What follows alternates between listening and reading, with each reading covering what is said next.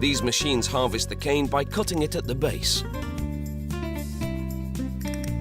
The heavier lengths of cane drop into the base of a conveyor, which feeds them into the transport bin that follows alongside. At the mill, trucks empty their load onto a receiving table. It feeds a belt conveyor that takes the cane through two separate washes. The cane must be as clean as possible for extracting the juice.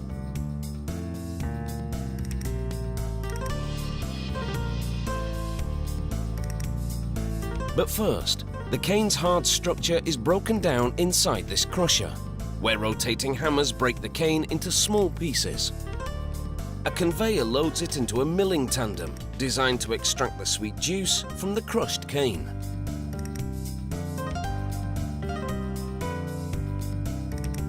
In this milling tandem, the cane passes through a series of 5 or more consecutive mills.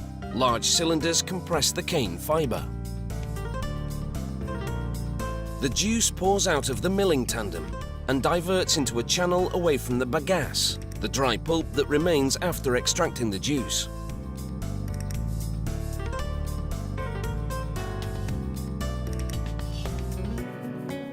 A worker supervises the operation at each of the mills. A vat collects the juice that flows from the top and bottom of the mills. Now that the juice is extracted from the sugar cane, it's time to process it. However, before it's turned into sugar crystals, a sample goes through a series of tests at the sugar mill's laboratory. They add a thickener that binds to impurities in the juice and then filter it to make it clear and clean. Then it's poured into a polarimeter, a machine that measures the concentration of sugar.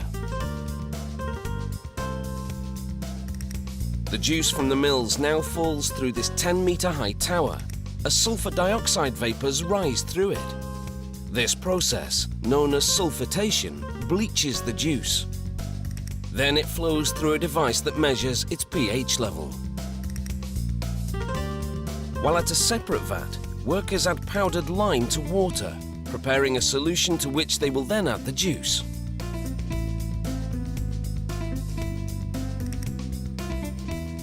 An agitator mixes the cane juice and lime solution for about 6 hours to complete a process called alkalization. It regulates the juice's pH level and helps clarify it. In reaction to the lime, the juice's colour changes from brown to yellow.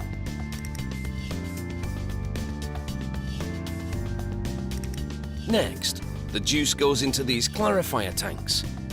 It takes over 2 hours for the juice to settle and for the impurities to fall to the bottom of the tank. A sample taken from the tank shows how the sludge collects at the bottom, while the clarified juice collects at the top. There's still quite a way to go before it's transformed into the stuff that goes into your tea. Workers filter the residue, known as mud, from the clarifier tanks to extract any remaining sugar.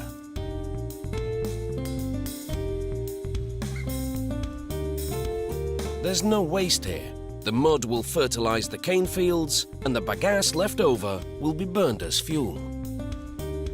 The clarified juice collected from the clarifier tanks now boils in a series of evaporators. This brings the concentration of the sugar in the juice up from 15% to 60%.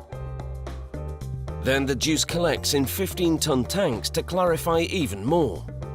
Any sediment left in the juice floats to the top. A rotating paddle skims this residue off to the sides of the tank.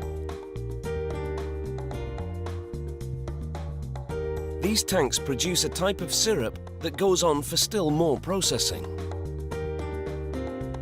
Workers now pour sucrose crystals suspended in alcohol into the syrup. This milky solution binds to the sugar present in the syrup and helps draw it out. Next, it all boils in large vacuum pans, forming sugar crystals. As the water in the syrup boils away, workers regularly check to see how the sugar is crystallizing. The goal? to produce a thick crystallized paste known as masquite. It then goes into a high-speed centrifugal machine to remove the sugar crystals from the uncrystallized syrup. Inside, the sugar spins at 1,200 revolutions per minute. This action draws the molasses to the outer shell of the machine, while the crystals remain in the inner basket.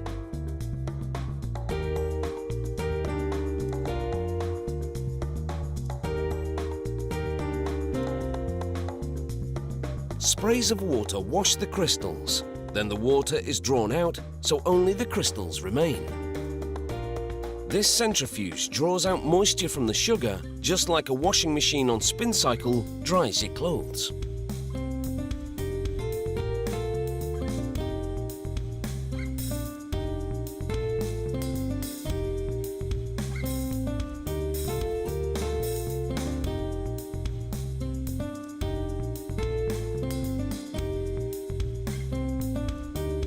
Next, a conveyor belt carries the sugar crystals out of the centrifuge. This mill produces raw sugar, which has more molasses and is unbleached, and plantation white sugar, which has less molasses and is bleached a brilliant white.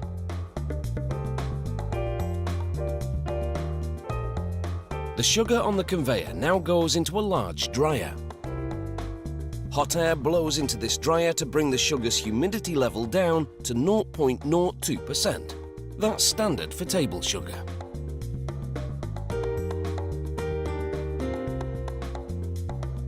The dried sugar pours out from the dryer into a bag on a scale. It's full when it weighs in at 1,000 kilos.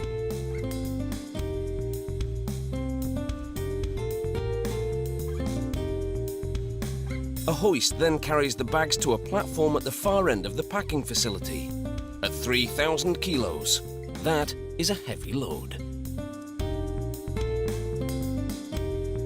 It lowers each bag over a chute that leads to the factory's main floor.